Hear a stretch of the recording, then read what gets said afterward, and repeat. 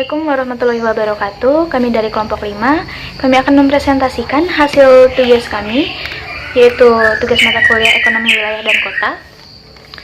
Jadi di sini kami akan membahas tentang materi perbedaan struktur wilayah dan kota, konsep region, dan homogeneous region. Juga kami akan memberikan beberapa contoh terkait materi tersebut. Seperti yang kalian lihat di sebelah sini atau di sebelah sini, itu adalah anggota kelompok kami. Di sini atau di sini sudah tertera foto dan NIM juga namanya. Lalu untuk materi pembahasannya, itu untuk perbedaan struktur wilayah dan kota akan dibahas oleh saya dan Aisyah. Lalu untuk konsep region dibahas oleh Aldi dan Oni. Kemudian homogeneous region itu dibahas oleh Sekar, Ivana, dan juga Mariska. Terima kasih. Perbedaan struktur wilayah dan kota. Tidak dapat dipungkiri bahwa perbedaan struktur dan kondisi wilayah dan kota itu sangat berbeda. Kita lihat dari sudut perekonomian wilayah, seperti provinsi dan kabupaten, itu lebih condong pada kegiatan pertanian dalam arti luas, seperti tanaman pangan, perkebunan, peternakan, perikanan, dan kehutanan. Sedangkan struktur perekonomian di perkotaan umumnya didominasi oleh industri, perdagangan dan jasa, termasuk transportasi dan komunikasi, perumahan dan jasa keuangan. Perbedaan struktur ekonomi ini perlu dipertimbangkan karena peralatan analisis dan kebijakan yang diperlukan dalam pembahasan ilmu ekonomi juga menjadi sangat berbeda. Kemudian dari segi penataan ruang terdapat juga perbedaan yang sangat signifikan, di mana pada analisis wilayah cakupan wilayahnya itu sangat besar, sedangkan tingkat kepadatan penduduk yang relatif rendah, yaitu rata-rata di bawah 100 orang untuk setiap km persegi, sehingga penataan ruang dapat diatur secara mudah. Nah, dalam hal ini perhatian lebih banyak diberikan kepada penentuan kawasan hutan lindung atau konservasi, hutan produksi, dan jaringan transportasi. Sedangkan pada daerah perkotaan, cakupan wilayahnya kecil, sedangkan kepadatan penduduknya itu relatif tinggi, yaitu rata-rata di atas 100 orang untuk setiap km persegi. Akibatnya, pengaturan tata ruang dan penggunaan lahan harus dilakukan secara lebih rinci dan hati-hati, karena dapat membawa implikasi yang cukup besar terhadap efisiensi penggunaan lahan dan kualitas lingkungan di daerah perkotaan.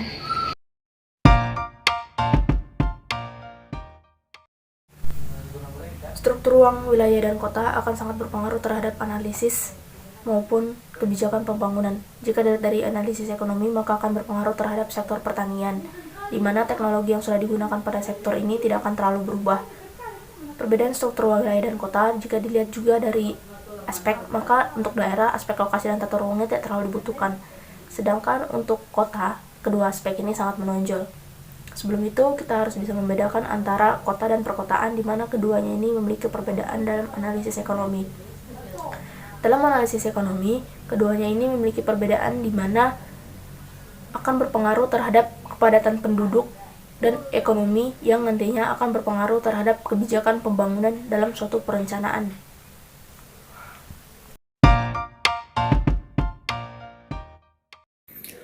Assalamualaikum warahmatullahi wabarakatuh. Nama saya Aldi Putra Firmansyah, NIM 19240339.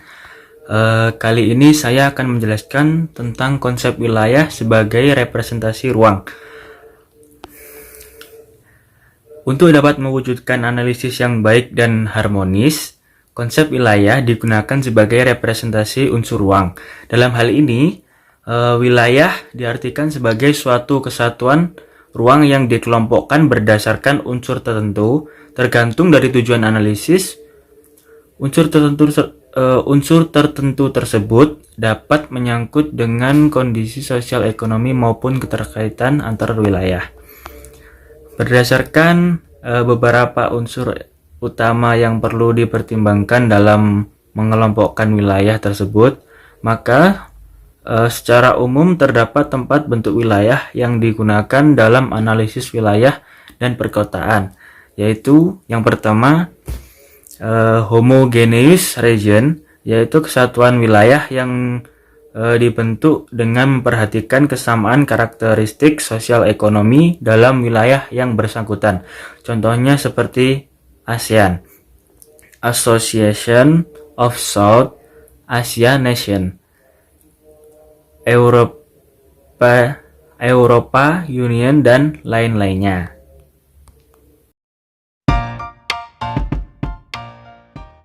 Selanjutnya adalah nodal region, yaitu kesatuan wilayah yang dibentuk karena adanya kesamaan sosial dan ekonomi. Contohnya adalah Jabodetabek.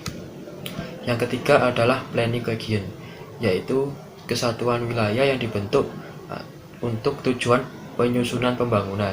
Contohnya adalah wilayah dengan pembangunan yang baik. Yang keempat adalah administrative region, yaitu kesatuan wilayah yang dibentuk berdasarkan pertimbangan kemampuan dan kebutuhan administrasi.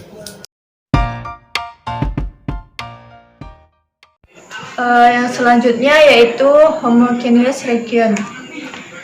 Pengertian homogeneous sendiri yaitu kesatuan wilayah yang dibentuk dengan memperhatikan kesamaan karakteristik sosial ekonomi dalam wilayah yang bersangkutan. Yang termasuk ke dalam wilayah yang seperti ini yaitu provinsi, kota, kabupaten, dan desa. Sedangkan yang termasuk ke dalam wilayah ini yang menyangkut internasional yaitu ASEAN dan European Union. Lalu, region sendiri dapat diartikan sebagai suatu kesatuan ruang yang dikelompokkan berdasarkan unsur tertentu tergantung dari tujuan analisa. Lalu, yang termasuk dalam unsur tertentu tersebut dapat menyangkut dengan kondisi sosial ekonomi maupun keterkaitan antar wilayah. Sifat-sifat dari homogeneous dalam ekonomi yaitu struktur produksi dan konsumsi yang homogen dan daerah dengan pendapatan rendah.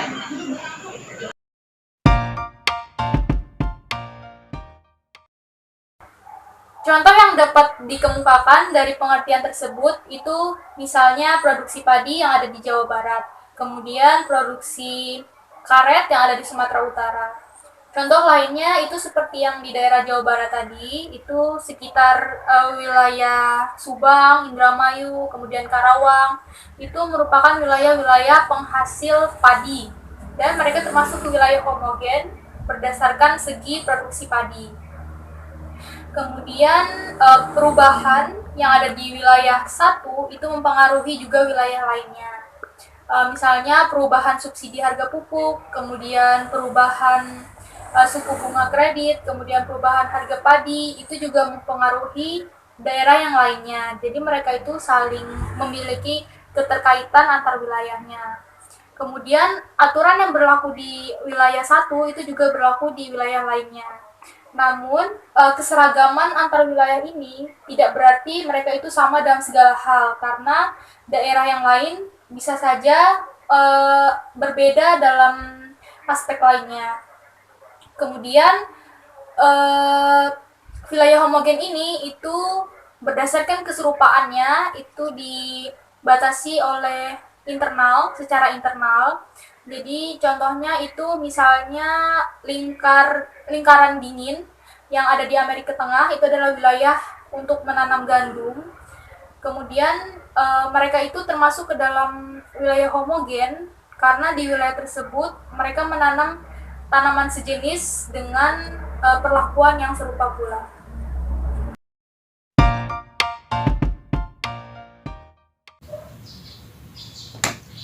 Baik, selanjutnya saya akan menjelaskan kaitan antara homogeneous region dengan ekonomi makro.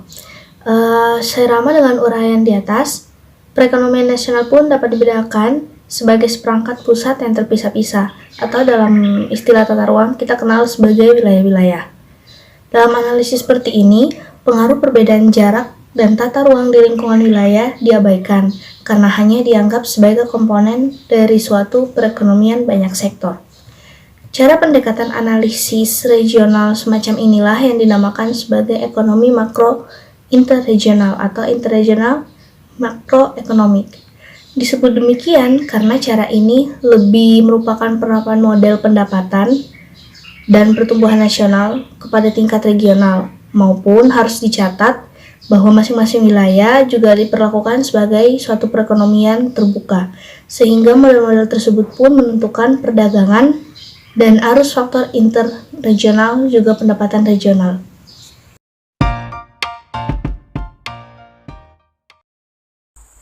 Dengan demikian, ilmu ekonomi makro regional secara implisit mengasumsikan homogenitas. Mengapa?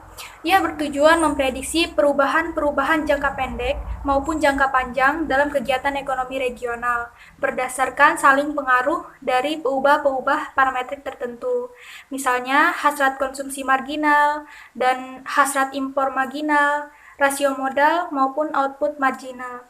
Jadi, kita meluaskan teori ekonomi makro sampai kepada analisis regional, maka kita pun mengabstraksikan perbedaan-perbedaan di dalam tiap-tiap wilayah, dan masing-masing wilayah kita perlakukan sebagai homogen. Dan pada akhirnya, tidak ada sama sekali analisis yang bersifat ruang. Sekian presentasi dari kelompok kami. Mohon maaf bila ada kekurangan. Mohon maaf juga bila ada suara-suara yang mengganggu. Mohon maaf. Terima kasih banyak sudah menonton. The sun is up, it's a beautiful day. My beginning will be as bright as the sun. Come, won't you come along?